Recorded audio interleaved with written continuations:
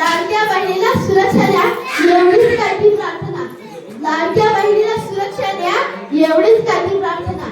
आणि लाडक्या भावाला धडे द्या शिकवा थोड्या भावना. आणि लाडक्या भावाला धडे द्या शिकवा थोड्या भावना. बाई म्हणून बघण्याची आई म्हणून बघा. बाई म्हणून बघण्याची आई म्हणून बघा. पुरुष म्हणून जमत नसेल ना तर थोडं माणूस बनून बघा.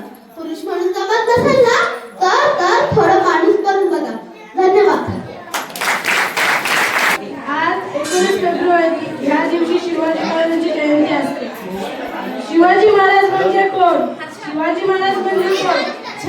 छ म्हणजे 36 हत्तींचे बळ असणारे. त्र म्हणजे त्रस्त मुलांना करणारे. प म्हणजे पाठीनं फिरणारे. ती म्हणजे तिन्ही लोक जगणारे जाणणारे.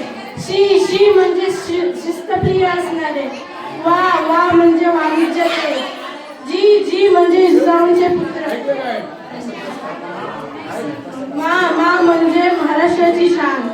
हा म्हणजे हार न मानणारे. रा म्हणजे रयतेचे हितचिंत. म्हणजे कंटाळजा. असे होते आमचे शिवाजी महाराज. 300 वर्षापूर्वी छत्रपती शिवाजी महाराजांच्या आयुष्याला आलेला संघर्ष इतका मोठा होता की जोपर्यंत चंद्र सूर्य या जमिनीवर राहतील तोपर्यंत छत्रपती शिवाजी महाराजांचं नाव तुमच्या आमच्या काळजात जिवंत राहील. स्वराज्य बघा ना, शिवाजी महाराजांनी राज्य निर्माण केलं. त्या राज्याचं नाव शिवाजी महाराज, शिवाजी किंग असं नाही ठेवलं. त्याने त्या राज्याचं नाव ठेवलं स्वराज्य. स्वराज्य म्हणजे माझं राज्य. माझं राज्य म्हणजे इथं जन्माला आलेला कुणी या नावाचा वापर करील. मग माणसं माझं राज्य आहे ना, मग मलाच झगडलं पाहिजे, मलाच रुसलं पाहिजे, मलाच लढलं पाहिजे, मलाच इथं झगडलं पाहिजे अशी उर्मी प्रत्येकात निर्माण झाली. आणि एक माणसं निर्माण झाली आणि ते स्वराज्य आपलं निर्माण झालं.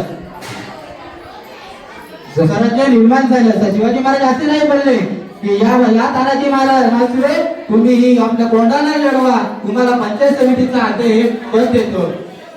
बाजी करून या, तुम्ही या कोंडाणा लढवा, 3 तोफाच्या सलामी द्या, तुम्हाला बँकेमध्ये कामाला लावतो.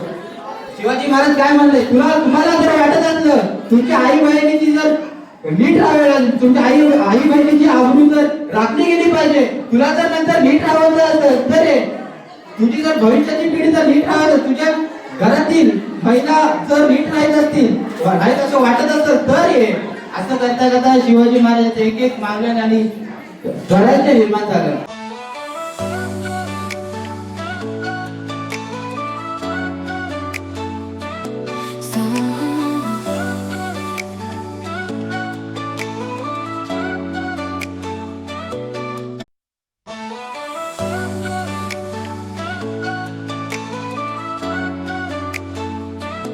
So